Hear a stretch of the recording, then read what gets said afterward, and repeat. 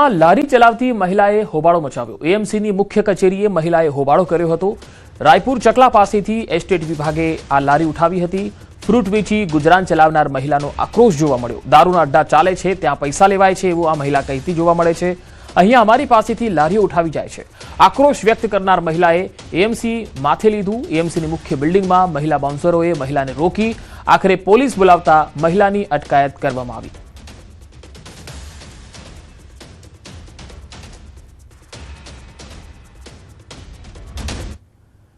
Mehsana મનપાના ward number 4 માં ભાજપ ઉમેદવારના ભાણાની હત્યા થઈ અને આ કેસમાં આરોપીઓને ઘટના સ્થળે લાવી અને રીકન્સ્ટ્રક્શન કરવામાં આવ્યું। તાવડિયા ચોકડી પાસે આ હત્યા થઈ હતી। હત્યારાઓનો વિસનગર લિંક રોડ ઉપર ઘટના સ્થળે લાવવામાં આવ્યા। કાળઝાળ ગરમીમાં ઉઘાડા પગે આરોપીને ઘટના સ્થળે લાવવામાં આવ્યા। ઘટના સ્થળ ઉપર જોવા હજારોની સંખ્યામાં લોકો પણ અહીંયા ઉમટ્યા। સ્થાનિકોના ટોળે ટોળા વળ્યા હતા। આરોપીઓને સ્થળ પર લાવી આખી ઘટનાનું રીકન્સ્ટ્રક્શન કરવામાં આવ્યું હતું।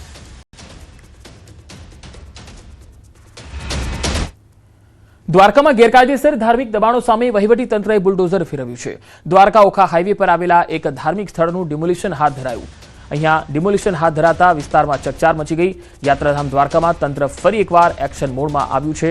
પોલીસના ચુસ્ત બંદોબસ્ત વચ્ચે કાર્યવાહી શાંતિપૂર્ણ રીતે પૂરી કરી લેવાઈ હતી। અધિકારીઓના જણાવ્યા મુજબ ગેરકાયદેસર ધાર્મિક દબાણોને તબક્કાવાર દૂર કરવાની કામગીરી આગળ પણ ચાલુ રહેશે। માર્ગ વ્યવસ્થા અને કાયદો વ્યવસ્થા જળવાઈ રહે તેનું પણ ધ્યાન રખાશે। હાલ તસવીરોમાં તમે જોઈ શકો છો કે જે ધાર્મિક દબાણો હતા તેને દૂર કરવામાં આવ્યા છે, હટાવી દેવામાં આવ્યા છે। દબાણો સામે તંત્રની લાલ આંખ છે અને ધીરે ધીરે જેટલા પણ આવા ધાર્મિક ગેરકાયદેસર દબાણો કરવામાં આવેલા હશે તેને દૂર કરવામાં આવશે। તંત્રએ બુલડોઝર ફેરવી અને એ મેસેજ આપ્યો છે કે કોઈ પણ પ્રકારનું દબાણ ચલાવી નહીં લેવાય। મહેસાણામાં ચૂંટાયેલા સભ્યોને નીતિન પટેલની સલાહ। ચૂંટાયા બાદ તમારી જવાબદારી વધી જાય છે। પક્ષે તમને મોટા અને ઉજળા બનાવ્યા છે, હવે પક્ષને વધુ ઉજળો બનાવવાની જવાબદારી તમારી છે। લોકોના કામો નિષ્ઠાપૂર્વક કરવા ટકોર કરી ગ્રાન્ટના એક એક પૈસાનો સદુપયોગ કરજો। ચૂંટાયા પછી પણ લોકો સાથેનો સંપર્ક જાળવી રાખજો। મિટિંગોમાં હાજરી આપી મતદારોના કામો કરજો। ચૂંટાયેલા નેતાઓ પર સંગઠનની સતત નજર રહેશે। ભાજપના અભિવાદન સમારોહમાં પૂર્વ નાયબ મુખ્યમંત્રી નીતિન પટેલે આ નિવેદન આપ્યું। પક્ષે તમને મોટા બનાવી દીધા, ઉજળા બનાવી દીધા। હવે પક્ષને ઉજળો બનાવવો, પક્ષને લોકપ્રિય બનાવવો, પક્ષની પ્રતિષ્ઠા વધારવી, મોદી સાહેબની, અમિતભાઈની, ભૂપેન્દ્રભાઈની, જગદીશભાઈની કે આપણા મહેસાણા જિલ્લાની ગૌરવ વધારવું એ તમે બધા જે ચૂંટાયા છો એમની જવાબદારી છે। એક એક પૈસાનો સદુપયોગ થાય, કોઈ જગ્યાએ ખોટું ના થાય, કોઈ જગ્યાએ પક્ષને શરમાવવું ના પડે એવું તમે બધા કરજો એવી બધાની પાસે અપેક્ષા રાખું છું। આજે અપેક્ષા રાખીએ છીએ પણ અમારી બધાની પક્ષના સંગઠનની બધાની નજર બધા ઉપર રહેવાની છે, સમજી લેજો। એટલે બધા જાગૃત રહેજો, સક્રિય રહેજો અને પક્ષની પ્રતિષ્ઠા વધે, તમારી પ્રતિષ્ઠા વધે એવું કરજો। વઢવાણ શહેરના મધ્યમાંથી પસાર થતો રાજકોટ બાયપાસ હાઈવે પર આવેલ રેલવે ફાટક સ્થાનિકો અને વાહન ચાલકો માટે મોટી સમસ્યા બન્યો છે। દર અડધા કલાકે ટ્રેન પસાર થવાના કારણે ફાટક વારંવાર બંધ રહે છે। બંને બાજુ લાંબી વાહનની કતારો લાગી જાય છે, જેના કારણે હજારો લોકોને ભારે હાલાકીનો સામનો કરવો પડે છે।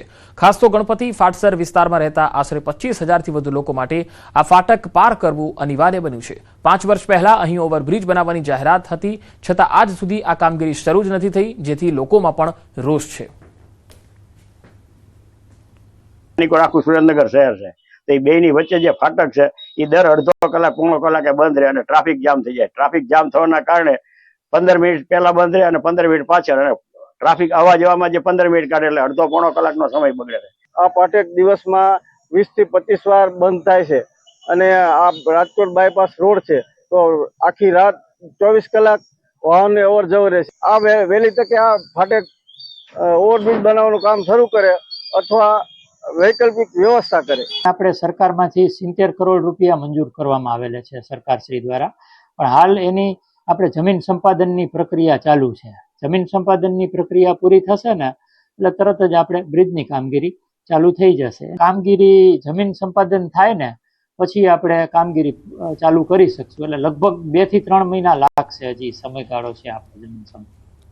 પાંચ ગામોને મર્જ કરીને વિકાસને ગતિ આપવા બોડેલીને નગરપાલિકાનું બિરુદ તો મળી ગયું, પરંતુ અહીંના નાના બાળકોના ભવિષ્ય સાથે મોટો સવાલ ઉપટ્યો છે. 18,000ની વસ્તી ધરાવતા બોડેલીમાં આજે પણ એક પણ આંગણવાડી ઉપલબ્ધ નથી. પરિણામે 0 થી 5 વર્ષના બાળકોને 3 કિલોમીટર દૂર જવું પડે છે, જે તેમના વાલીઓ માટે મુશ્કેલ બન્યું છે. આરોગ્ય અને પોષણ જેવી મૂળભૂત સેવાઓથી બાળકો વંચિત છે. બોડેલી જેવા મોટા વિસ્તારમાં આજે પણ બાળકો માટે એક પણ આંગણવાડી નથી. 5 વર્ષ સુધીના નાના ભૂલકાઓને તેમના માતા પિતા 3 કિલોમીટર દૂર આવેલી જૂની બોડેલી ગામની આંગણવાડીમાં મોકલી શકતા નથી, જેથી વાલીઓ ખાનગી આંગણવાડીમાં બાળકોને મોકલવા મજબૂર બન્યા છે. આ વિસ્તારમાં આંગણવાડી નથી તો અમને બહુ જ તકલીફ પડી રહી છે. અને આ વિસ્તારમાં આંગણવાડી જે છે તેમાં કોઈ સુવિધા નથી, પ્રાઇવેટ છે, તેમાં કોઈ સુવિધા નથી. અંદર રમકડા મૂકેલા કે નથી ખાવા પીવાની સુવિધા કરી આપી. તો અમને એક આંગણવાડી એવી કરી આપો જેનામાં અમારે છોકરાઓને રસી બી મુકાવી હોય તો અમારે 3 કિલોમીટર ના જવું પડે. આ સમસ્યા માત્ર શિક્ષણ પૂરતી મર્યાદિત નથી, પરંતુ આરોગ્ય સેવાઓ પર પણ તેનો સીધો પ્રભાવ પડી રહ્યો છે. આરોગ્ય વિભાગ દ્વારા બાળકોના ચેકઅપ માટે 3 કિલોમીટર દૂર જવાનું હોય છે, પરંતુ વાલીઓ તેમના બાળકોને નથી મોકલી રહ્યા. વાલીઓનું કહેવું છે કે રિક્ષામાં જવા માટે દર વખતે 100 રૂપિયા ખર્ચ થાય છે, જે દરેક માટે શક્ય નથી. નાનકવાડો, અમન પાર્ક ને કુંભારવાડો અને મેન રોડ ત્રણ ટોટલી 172 બાળકો છે. એ લોકોને આંગણવાડી અહીં આગળ આ વિસ્તારમાં આંગણવાડી નથી, તેથી એ લોકોને બહુ જ તકલીફ પડે છે. તો મારે ગમે તે વેક્સિન લગાવવા માટે કે પછી વજન ઊંચાઈ કે ગમે તે કોઈ પણ આંગણવાડીની સુવિધા હોય એના માટે મારે બાળકોને ઘરે ઘરે જઈને બોલાવવાના હોય છે. એમાં મને બહુ જ તકલીફ પડે છે. બોડેલીથી દૂર આવેલ જૂની બોડેલી ગામે જે આંગણવાડીમાં બાળકોની સંખ્યા 178ની હોવા છતાં ફક્ત 3 બાળકો જોવા મળ્યા. આંગણવાડી કાર્યકરને જ્યાં પૂછવામાં આવ્યું તો તેમણે જણાવ્યું કે દૂર આવવું પડતું હોવાથી બાળકો આવતા નથી. તો આરોગ્યની ટીમે બોડેલી વિસ્તારમાં 5 વર્ષ સુધીના બાળકોનું સ્ક્રીનિંગ કર્યું. અમન પાર્ક, ધાણકવાડા અને કુમારવાડા વિસ્તારમાં કુલ 178 બાળકોમાંથી માત્ર 87 બાળકોનું જ ચેકઅપ થઈ શક્યું. ચોંકાવનારી વાત એ છે કે અહીં કોઈ યોગ્ય સ્થળ ન હોવાથી એક નાની દુકાનમાં જ બાળકોનું ચેકઅપ કરવું પડ્યું, જ્યાં ન લાઇટની વ્યવસ્થા હતી કે ન પંખાની. છતાં આશા વર્કર બહેનો ઘરે ઘરે જઈને બાળકોને અહીં લાવવાના પ્રયત્નો કર્યા. મારા વિસ્તારના લાભાર્થી મેં આવરી લીધેલા છે, પણ જે દૂરના લાભાર્થી મારી જોડે છે એ આવી શકતા નથી. શું કારણ છે બેન? એમને દૂર પડે છે, રિક્ષા ભાડું એમને પોસાતું નથી. 0 થી 5 વર્ષના બાળકો છે એ લોકોનું સ્ક્રીનિંગ કે જેમાં આપણે બાળકોનું વજન, ઊંચાઈ અને બાવડાનું માપ કર્યું, તેમજ એ લોકોને જે પણ કંઈ તકલીફ હોય 4D અંતર્ગત જે રાષ્ટ્રીય બાળ સ્વાસ્થ્ય કાર્યક્રમ અંતર્ગત આવી રહ્યું છે એની અંદર આપણે 4D જેમાં ફર્સ્ટ ડિફેક્ટ વાળા હોય, ડેવલપમેન્ટ ડિલે વાળા હોય, જે બાળકો છે એમને આપણે આગળ તપાસ માટે અને જે લોકોને સ્થળ પર સારવારની જરૂર હોય એ લોકોને સ્થળ પર સારવાર આપેલી છે. બોડેલીને નગરપાલિકાનો દરજ્જો તો મળી ગયો છે, પરંતુ મૂળભૂત સુવિધાઓ હજુ પણ અધૂરી છે. હવે જોવું રહ્યું કે તંત્ર આ મુદ્દે ક્યારે જાગે છે, આ વિસ્તારના બાળકોને તેમના હકની સુવિધા ક્યારે આપશે. મહીસાગરના બાલાસિનોરમાં એસટી ડેપોમાંથી એસટી બસની ચોરી થઈ ગઈ. જી હા, બાલાસિનોર એસટી વર્કશોપ ખાતે પાર્ક કરવામાં આવેલી બસ અચાનક ગાયબ થઈ જતા વિભાગમાં હડકંપ મચી ગયો અને તાત્કાલિક પોલીસને જાણ કરાઈ. ત્યારબાદ શરૂ કરાયેલી શોધખોળ દરમિયાન બસ બાલાસિનોર તાલુકાના કઢૈયા ગામની સીમમાં ઝાડી ઝાખરા પાસે માર્ગ પરથી જ મળી આવી. ઘટના અંગે એસટી વિભાગ દ્વારા બાલાસિનોર પોલીસ મથકમાં અરજી દાખલ કરાઈ છે, જ્યારે આરોપી હજુ સુધી પોલીસ પકડથી દૂર છે.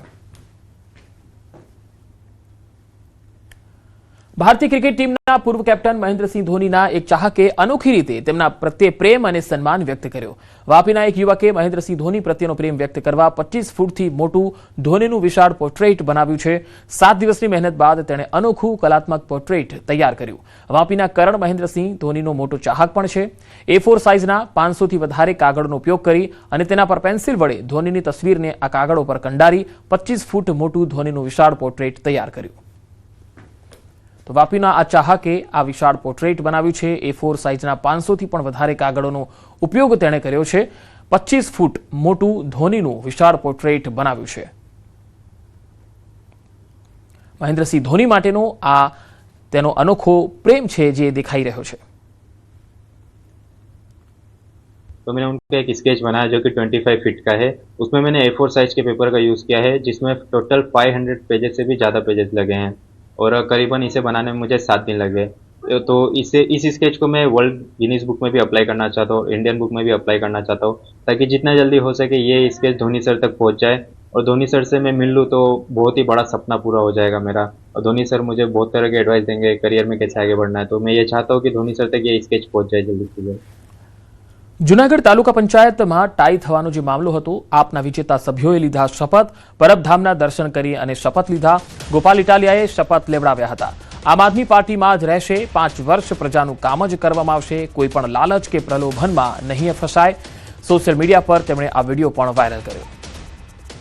આમ આદમી પાર્ટીમાં જ રહેશે, કોઈ પણ લાલચ કે પ્રલોભનમાં નહીં આવે. ગોપાલ ઇટાલિયાએ આ તમામને શપથ લેવડાવ્યા હતા. તાલુકા પંચાયતમાં ટાઈ થયું હતું અને ટાઈ થયા બાદ જે આમ આદમી પાર્ટીના જે ઉમેદવાર છે તે વિજેતા થયા હતા. તમામ આપના વિજેતા સભ્યોએ શપથ લીધા હતા.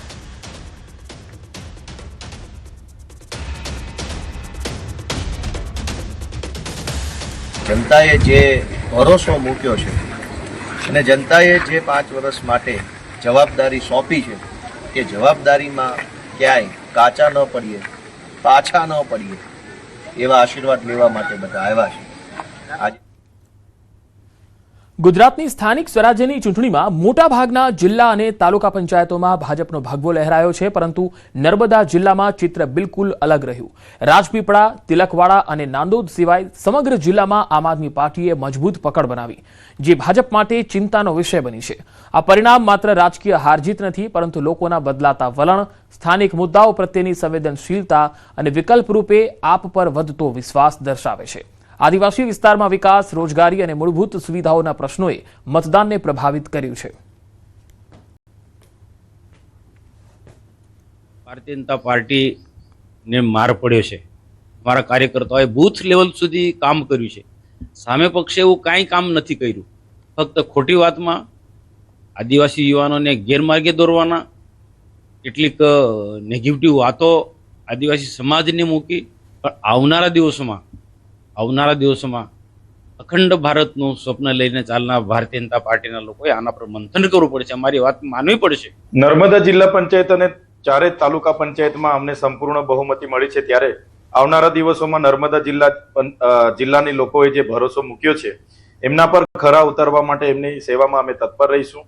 100નો સાથ 100નો વિકાસની વાત કરનારી ભારતીય જનતા પાર્ટીના લોકોને જોઈએ તો 100નો સાથ એમણે લીધો, પણ વિકાસ એ ભારતીય જનતા પાર્ટીના નેતાઓનો જ થયો છે, જે જનતાએ જોઈ અને જાણીને પછી આમ આદમી પાર્ટીને એક મોકો આપ્યો છે. ડેડિયાપાડા, સાગબારા, ચીગદા અને ગરુડેશ્વર તાલુકામાં પ્રજાએ જે નિર્ણય કર્યો છે એ પ્રજાના નિર્ણયને અમે સ્વીકારીએ છીએ અને આગામી દિવસોની અંદર, ભવિષ્યની અંદર સંગઠનને મજબૂત કરી, મજબૂતાઈથી કામ કરી અને ફરી વખત ભારતીય જનતા પાર્ટીનો ભગવો ત્યાં લહેરાય, ફરી વખત ભાજપ ત્યાં આગળ મજબૂતાઈથી ઊભી થાય એની માટેના અમે પ્રયાસો કરીશું. અરવલ્લીના મોડાસા તાલુકા પંચાયતમાં સત્તા સ્થાપનાને લઈ ટક્કર રસપ્રદ બની, જ્યાં ભાજપ અને કોંગ્રેસ બંનેને 10-10 બેઠકો મળતા સ્થિતિ ટાઈ પર આવી ગઈ. આવી સ્થિતિમાં જોડતોડની રાજનીતિની આશંકા વચ્ચે કોંગ્રેસ જિલ્લા પ્રમુખે મહત્વનું નિવેદન આપતા કહ્યું કે પાર્ટી સત્તા પર બેસવા મક્કમ છે અને તમામ જીતેલા ઉમેદવારો તેમની સાથે જ છે. તેમણે લોકશાહી પદ્ધતિ અનુસાર ચિઠ્ઠી ઉછાળી નિર્ણય લેવાની વાતને સમર્થન આપ્યું. બીજી તરફ ભાજપ પણ સત્તા મેળવવા પૂરજોશમાં પ્રયત્નશીલ છે, જેથી મોડાસા તાલુકા પંચાયતમાં સત્તા માટેની જંગ રસપ્રદ બની છે. અને અમારા તાલુકાના જિલ્લાના જે કોઈ આગેવાનો જે તે વિસ્તારના છે એ બધા સંપર્કમાં છે અને અમે કુદરત ઉપર હવે આધાર રાખીએ છીએ, કારણ કે અમે 10-10 ઉમેદવારો અકબંધ રહેશે એમાં પણ કોઈ શંકા નથી. અને જ્યારે લોકોએ કોંગ્રેસના ઉમેદવારો પર જે વિશ્વાસ મૂકી અને ચૂંટ્યા છે, ત્યારે તમામ તાલુકાના જે અમારા સદસ્યો છે એ પોતે પણ કહે છે કે ભાઈ પ્રજાજનોએ જ્યારે અમને મેન્ડેટ આપ્યો છે, પ્રજાજનોએ અમારા પર વિશ્વાસ મૂકી, કોંગ્રેસ પર વિશ્વાસ મૂકીને જ્યારે અમને જીતાડ્યા છીએ, ત્યારે અમે 100% કોંગ્રેસની સાથે જ છીએ અને કોંગ્રેસ સાથે જ રહેવાના છીએ. પંચમહાલના વિશ્વ પ્રસિદ્ધ શક્તિપીઠ પાવાગઢના નામે નોંધાયો છે વિશ્વનો અનોખો રેકોર્ડ. 24 કરોડ નવાર્ણ મંત્રોની આહુતિ સાથે રચાયો ઇતિહાસ. વર્લ્ડ રેકોર્ડ બુક ઓફ ઇન્ડિયામાં પાવાગઢ મંદિર ટ્રસ્ટનું નામ સુવર્ણ અક્ષરે અંકિત થયું છે. આ કોઈ સામાન્ય ધાર્મિક વિધિ નથી, પરંતુ શ્રદ્ધા, સમર્પણ અને સામાજિક સમરસતાનો એક એવો સંગમ છે જેણે વર્લ્ડ રેકોર્ડ બુક ઇન્ડિયામાં સ્થાન પ્રાપ્ત કર્યું છે. ગત 15 જાન્યુઆરીથી શરૂ થયેલો આ ભવ્ય નવાર્ણ મંત્ર યજ્ઞ આજે એક વિશ્વ વિક્રમ બનીને ઉભર્યો છે. મંદિર ટ્રસ્ટ દ્વારા આ અનુષ્ઠાન માટે 1 વર્ષનો સમય નિર્ધારિત કરવામાં આવેલો, પરંતુ માઈ ભક્તોની અતૂટ શ્રદ્ધાએ આ ચમત્કાર કરી બતાવ્યો. માત્ર 76 દિવસના ટૂંકા ગાળામાં 24 કરોડ આહુતિઓ પૂર્ણ કરવામાં આવી, જેમાં 90,000થી વધુ ભક્તોએ આહુતિનો લહાવો લીધો. આ મહા આહુતિ માટે ટનબદ્ધ જવ, તલ, ઘી અને ચોખાની આહુતિ સામગ્રીનો ઉપયોગ કરવામાં આવ્યો. સૌથી મહત્વની બાબત એ હતી કે શરૂઆતથી પૂર્ણાહુતિ સુધી દરેક ક્ષણનું ડિજિટલ અને વિડીયો દસ્તાવેજીકરણ પણ મંદિર પ્રશાસન દ્વારા કરવામાં આવ્યું. આ સફળતા બાદ પ્રાયશ્ચિત રૂપે વધુ 11 દિવસની આહુતિ પણ મહાકાળીને અર્પણ કરવામાં આવી અને ત્યારબાદ ભગવાન શિવની આરાધના માટે 33 દિવસનું વિશેષ અનુષ્ઠાન પણ શરૂ કરી દેવાયું છે. ઓમ એમ હ્રીમ ક્લીમ ચામુંડાય વિચે સ્વાહા. ઓમ એમ હ્રીમ ક્લીમ ચામુંડાય વિચે સ્વાહા. 15 જાન્યુઆરીએ અમે આ સંકલ્પ કરી અને પ્રથમ આહુતિ ચાલુ કરી. દિવસ રાત માય ભક્તો ઉપસ્થિત રહ્યા યજ્ઞશાળામાં અને મોટી સંખ્યામાં આહુતિની અંદર જોડાયા. એનું 24 કરોડ શ્લોકોનું અહીંયા પઠન થઈ અને એની આહુતિ અપાઈ છે. અને આ 90,000 લોકો આખા વિશ્વમાંથી જોડાયા હતા અને 76 દિવસની અંદર આ રેકોર્ડ પૂરો થયો છે. તો આજે કાલિકા માતા ટ્રસ્ટ ને અમે વર્લ્ડ રેકોર્ડ્સ ઇન્ડિયાની ટીમ આજે આવી હતી અને આખા વર્લ્ડ રેકોર્ડનું સર્ટિફિકેશન આજે અમને આપવામાં આવ્યું છે. 15 જાન્યુઆરીએ બનાસકાંઠાના પાલનપુર